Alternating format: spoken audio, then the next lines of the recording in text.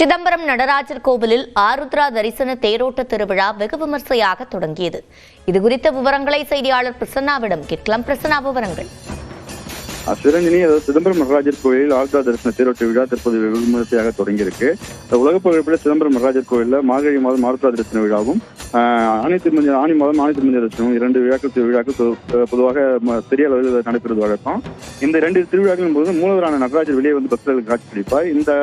இந்த சிறப்புமிக்க ஆருத்ரா தரிசன விழா வந்து கடந்த மாதம் 25ஆம் கொடியேற்றத்துடன் தொடங்கியது. தொடர்ந்து பஞ்சமூர்த்திகள் வீதியுலா நடைபெற்றது. தினந்தோறும் அபிஷேக ஆராதனை நடைபெற்றது. விழாவின் 9வது நாள் திகழ்வாக தேரோட்ட திருவிழா வெகு விமர்சையாக தற்போது தொடங்கியிருக்கு. திருவிழாவை முன்னிட்டு கோயில் ஆயிரங்கால் மண்டபத்திலிருந்து நடராஜர், சிவகாம சுந்தரி, முருகர், சண்டிகேஸ்வரர், விநாயகர் உள்ளிட்ட சுவாமிகள் தனித்தனி தேர்களில் எழுந்திருந்தாங்க.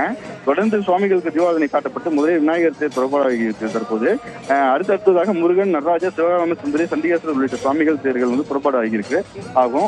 தேர்களை திரளான பக்தர்கள் வடமொழி தற்போது வந்துட்டு இருக்காங்க. பெண்கள் 4 மாட வீதிகளில் வந்து மாப்பாலம் விட்டு தற்போது பக்தியை வெளிப்படுத்தி வந்துட்டு இருக்காங்க. சிவாச்சாரியர்கள் சிவவாதிகள் முழங்க நடனமாடி பக்தியை வெளிப்படுத்தி வந்துட்டு இருக்காங்க. சிதம்பரம் கீழ் வீதியிலிருந்து தொடங்கிய தேரோட்டம் வந்து திருவிழா வந்து 4 மாட வீதிகளையும் சுற்றி வலம் வந்து இந்த மாலை இந்த தேர் நிலையை வந்து அடையும். தேரோட்டத்தை முன்னிட்டு வந்து சிதம்பரம் நகர்பகுதியில் வந்து போக்குவரத்து போலீசார் வந்து போக்குவரத்து வழித்தடங்களை மாற்றி அமைச்சிருக்காங்க. கடலூர் மாவட்டம், கள்ளக்குறிச்சி, விழுப்புரம் உள்ளிட்ட பல்வேறு மாவட்டங்களில் 1300க்கும் மேற்பட்ட போலீசார் வந்து பாதுகாப்பு பணியில் ஈடுபட்டிருக்காங்க.